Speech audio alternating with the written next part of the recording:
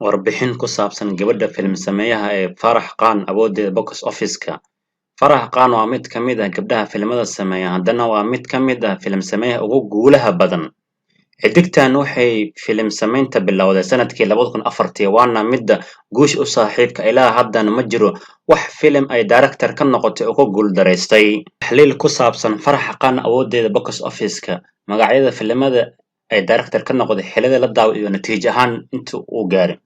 Filimka koowaad waa Men Hon oo la daawaday 30 Abriil 2004 wuxuu noqday hit. Om Shanti Om oo la daawaday 9 November 2007 wuxuu noqday blockbuster. Tais Mar Khan oo la daawaday 24 December 2010 wuxuu noqday semi hit. Happy New Year oo la daawaday 24 October 2014 oo noqday super hit.